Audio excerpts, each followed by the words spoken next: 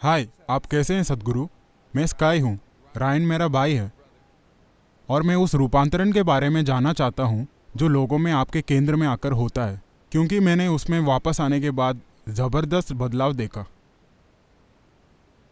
ये सब किस बारे में है? क्या ये सच है कि इस धरती पर जीवन के विकास की प्रक्रिया में of life upon this planet. क्या आप क्रमिक विकास से सहमत हैं? ठीक है, मैं टेनेसी से आया हूं तो मैं आपसे पूछ रहा हूं। विकास की प्रक्रिया में क्या ये सच है कि इंसान के रूप में हम सबसे ऊपर हैं? सभी जीवों में हम सर्वश्रेष्ठ हैं। शायद थोड़ा और करने की जरूरत है, Maybe there's something more to be done. मगर फिलहाल हम सबसे ऊपर हैं। मगर क्या ये भी सच है कि जब लोग कहते हैं Human beings utter the word human. इंसान, तो हमेशा उनका मतलब होता है कि अरे मैं तो सिर्फ इंसान हूं। इंसान शब्द को हमेशा उसकी सीमाओं से जोड़ा जाता है। बहुत कम लोगों ने मैं इंसान हूं का उपयोग इंसान की विशालता बताने के लिए किया है। हमेशा इंसान होने की सीमाएं। तो कहीं ना कहीं हम बुनियादी मुद्दे से चूक गए। मुद्दा यह है, क्या यह सच है कि इस धरती पर हर जीव, एक कीड़ा, एक चिड़िया, एक जानवर, जिनका दिमाग हमसे लाख गुना छोटा है, वे अपनी जीवन प्रक्रिया बड़े अच्छे से चलाते हैं? हेलो,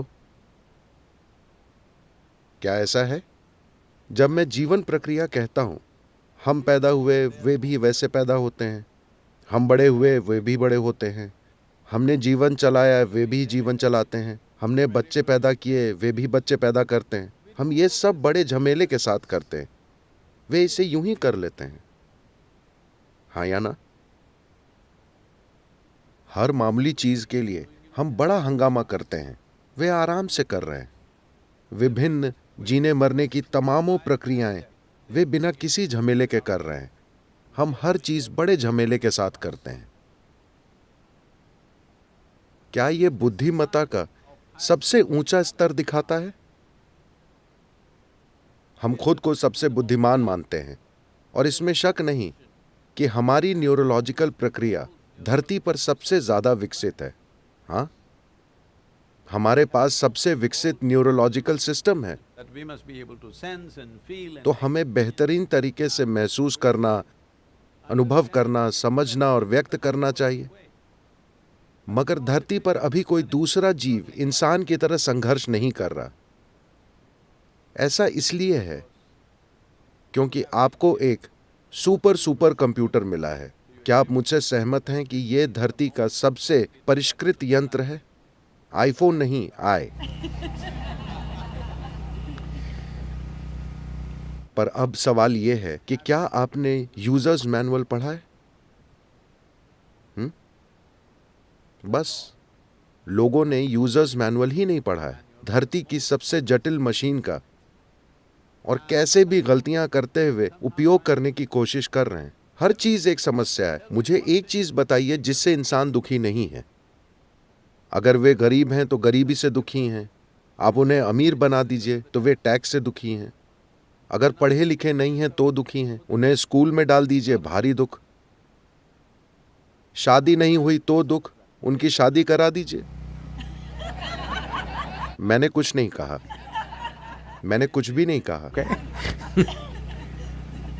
बच्चे नहीं हैं, उससे कुछ लोग दुखी हैं। बच्चे हैं, हर रोज दुख। तो आप जीवन के हर पहलू से दुखी लगते हैं। तो अगर हम मौत दे दें, क्या आप खुशी खुशी जाएंगे? नहीं, आप दुखी हो जाएंगे। तो मुझे एक चीज बताइए जिससे हम दुखी नहीं हैं। अब लोग फिलॉसफी बनाते हैं, जीवन दुख है। नहीं नहीं, जीवन दुख नहीं है, नहीं, ये आनंद है। ये तो बस मौजूद है। ये शानदार प्रक्रिया है। अगर आप इसकी सवारी करते हैं तो ये शानदार है। अगर आप इससे कुचले जाते हैं तो ये भयंकर लगता है। तो क्या आप जीवन की लहर पर सवार हैं of life. या इससे कुचले जा रहे हैं? यही सवाल है। तो इसके होने के लिए इंसान को क्या दुख है? माफ कीजिएगा, आपका नाम क्या है? स्काई। ओ, आप तो बहुत बड़े हैं। You're a big guy. Sky. आप बहुत बड़े आदमी हैं स्काई। आखिरी बार कब किसी ने आपको खंजर चुभोया था? हालांकि आप लॉस एंजलिस में रहते हैं।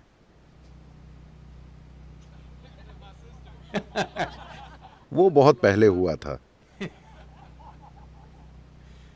So I'm asking you, मैं आपसे पूछ रहा हूं कि लोगों के जीवन में कितना दुख असल में बाहर से आ रहा है? जरा सा। बाकी वे खुद पैदा कर रहे हैं। अगर वे बैठते हैं तो दुख, खड़े होते हैं तो दुख, अगर कुछ होता है तो दुख, कुछ नहीं होता है तो दुख। so what they're suffering, उनका दुख उनकी अपनी ही मनोवैज्ञानिक प्रक्रिया से है। आपके अपने ही विचार और भावनाएं, यानी आपके सोचने और महसूस करने का तरीका इतना बड़ा दुख बन गया है। आप कैसे सोचते और महसूस करते हैं, क्या ये आपको तय नहीं करना चाहिए? हेलो, आपके भीतर क्या होता है, क्या उसे आपकी मर्जी से नहीं होना चाहिए? क्या आप मुझे देख सकते हैं स्काई? बताइए मैं कहाँ हूं? हाथ से इशारा कीजिए, मैं कहाँ हूं? अरे आपने गलत बताया। आपको पता है मैं मिस्टिक हूं। अब ये रोशनी मुझ पर पड़ रही है, उल्टा मुड़कर आपके लेंस से गुजरती है, रेटिना में उल्टी छवि बनाती है। आप ये सब जानते हैं, है ना? अभी आप मुझे कहाँ देख रहे हैं? अपने भीतर। अभी आप मुझे कहाँ सुन रहे हैं? अपने भीतर। आपने सारी दुनिया कहाँ देखी है? अपने भीतर। हर चीज जो आपको हुई है, पीड़ा और सुख आपके भीतर हुआ है, खुशी और गम आपके भीतर हुए हैं, व्यथा और परमानंद आपके भीतर हुआ है, यहां तक कि रोशनी और अंधेरा भी असल में आपके भीतर ही हो रहा है। दुनिया में जो होता है वो भले ही आपकी मर्जी से ना हो, पर कम से कम आपके भीतर जो होता है उसे तो आपके हिसाब से होना चाहिए, है ना? तो आपके अंदर जो होता है वो अगर आपकी मर्जी से नहीं हो रहा, तो बुनियादी रूप से हमने जीवन की प्रकृति को नहीं समझा है। उसे बिना समझे, अपने अस्तित्व की बुनियादी चीजों को समझे बिना हम जीने की कोशिश कर रहे हैं। क्या यह सच है? मैं आपसे फिर पूछ रहा हूं, क्या यह सच है कि पीड़ा और सुख दोनों आपके भीतर पैदा होते हैं? उसे बाहर से उकसाया जा सकता है, मगर सारा इंसानी अनुभव आपके भीतर से ही आता है। जो आपके भीतर से आ रहा है उसे आपके मुताबिक होना चाहिए, otherwise वरना आप खुद के काबू से बाहर होंगे। situation. तो मेरा पूरा काम और जो चीज सिखाई जाती है उसकी बुनियादी प्रकृति को इनर इंजीनियरिंग कहते हैं।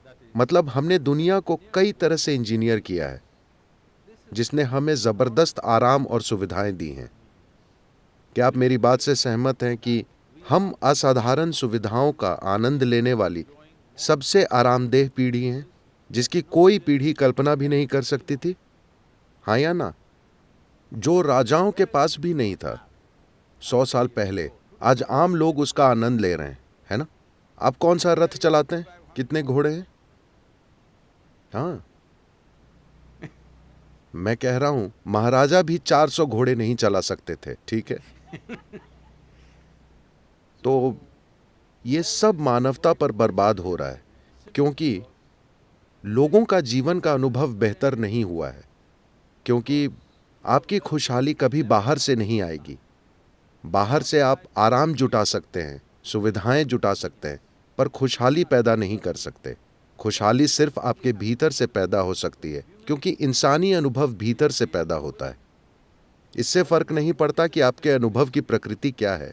वो जो भी हो, सुखद या दुखद, दोनों आपके भीतर से पैदा होते हैं। लेकिन अगर आपका खुद पर नियंत्रण है, Of yourself. तो आप अपने लिए खुशी पैदा करेंगे या दुख? ज्यादा से ज्यादा खुशी। अगर पीड़ा और आनंद में से एक चुनना हो तो आप अपने लिए क्या चुनेंगे? कृपया चुनिए, मैं आपको आशीर्वाद देने वाला हूं। पीड़ा या आनंद?